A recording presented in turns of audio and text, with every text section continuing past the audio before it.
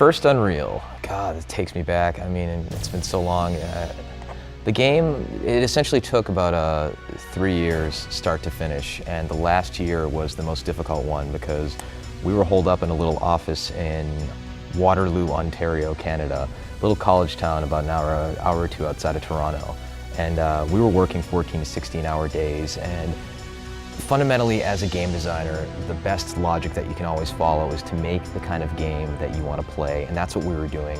We were working our butts off to make a collective vision of something that was beautiful and interesting and compelling. It was a world that gamers wanted to explore, that was rich with beautiful environments and interesting alien creatures and fascinating locales. We began developing Unreal in 1995. That was when Epic made the transition from being a little developer with 2 or 3 person teams to building a real development organization and company. Unreal was our first really major production. That's where we learned to develop a large-scale piece of software with a large team, integrate lots of artists in the pipeline, and build significant tools to help everybody create the game. We were a bunch of kids throwing as much cool stuff at the wall and seeing essentially what stuck. And as fate had it, a lot of it did stick, and we wound up with a golden product that had a lot of gamers look back at with an incredible sense of nostalgia. I mean, going into the introduction of the Scar as the first enemy with the lights turning off and the creature leaping out in the darkness with the techno music blaring, I mean, to this day is still one of the most affecting moments in gaming history.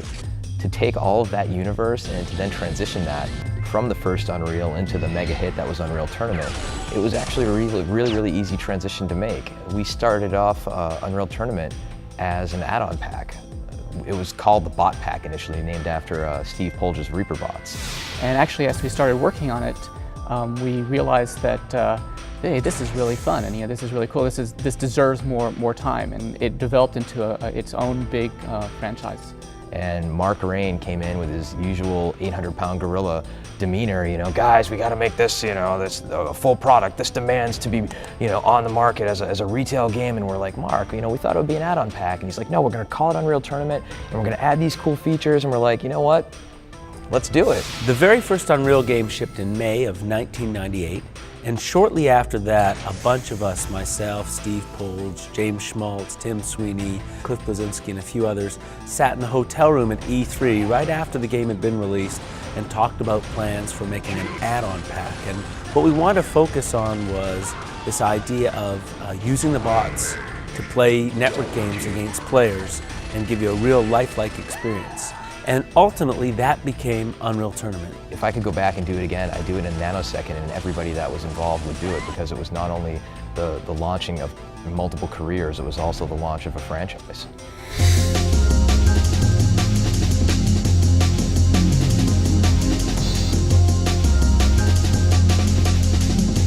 The moment for me when I realized we had gold was with the original Assault mode.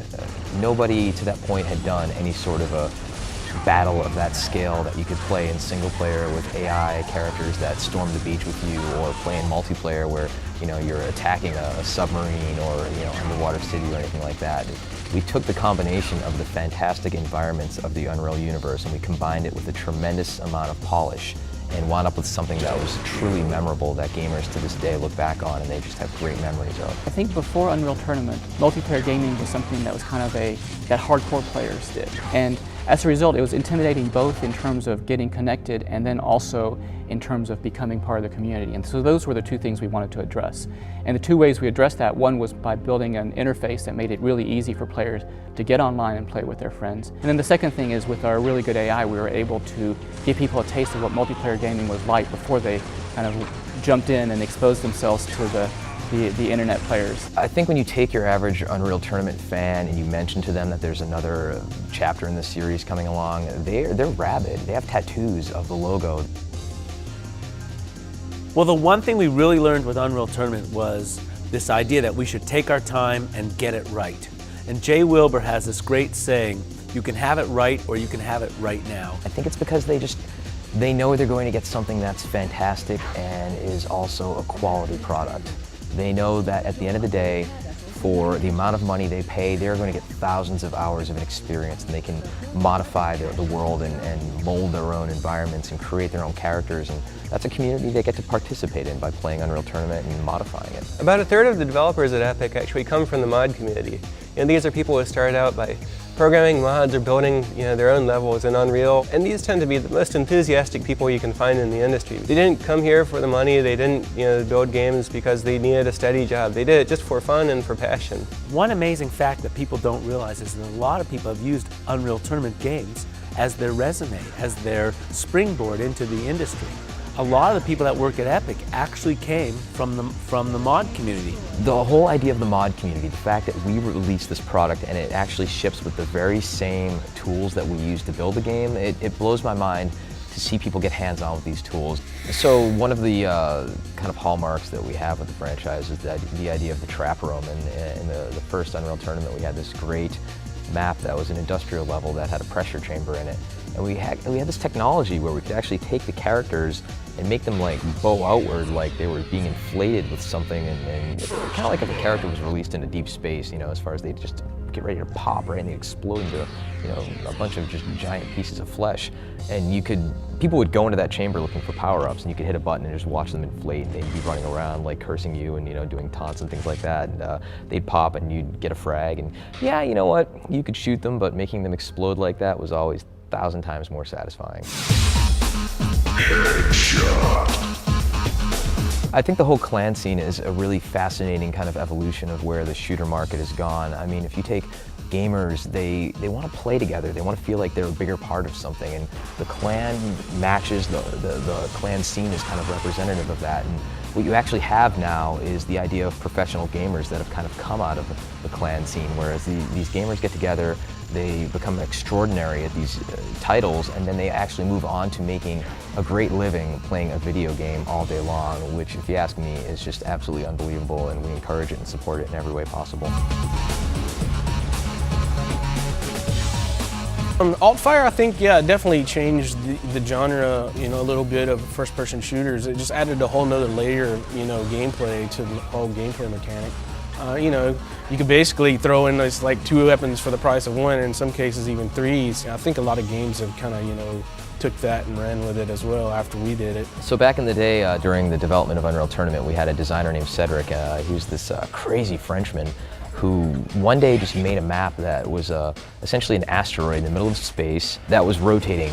And the first version of Facing Worlds, which is what the map became known as, it's basically 2 towers on an asteroid with Earth in the background. Ultimately, this wound up being the most played CTF map of the original Unreal Tournament. And I just think it's because gamers loved popping each other's heads with the sniper rifle. That was like the gold standard, kind of like, default map for Unreal Tournament CTF, which is just to this day, classic top 3 maps of all time. You like that? So in the first Unreal Tournament, we had these like taunts that were like a pelvic thrust. And so players could hit a button and they could just kind of like do this kind of thing, and like, it was essentially the original humiliation of its day, because players would knock another player out and the player would be in spectator mode for a second. A player would go over him and just kind of do the thrust and just taunt him and just further enrage him and just undermine their ability to play the game and just be a bastard on the internet.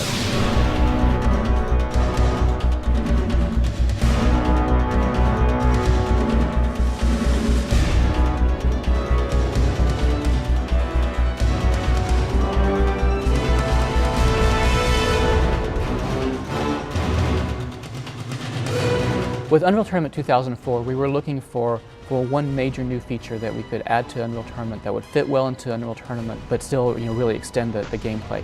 And we had thought about vehicles, but we were concerned that vehicles wouldn't fit with the really fast-paced on-foot deathmatch style that Unreal Tournament had. Vehicles were kind of a natural extension of where the market was going, and we knew that, yeah, we would have something that was kind of like a buggy, but we'd do the Unreal twist on it where we put giant blades in the front of it. And the impact that had on map design was actually pretty tremendous, because no longer could you make a traditional corridor shooter type of environment. You had to make very large scale terrain-filled environments that could handle flying vehicles and driving vehicles and hover vehicles in a large node-based system such as what Onslaught introduced in 2004.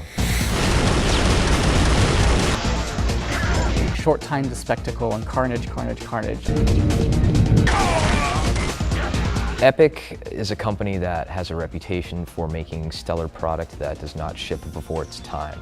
We also have a reputation for making beautiful product that plays extraordinarily well.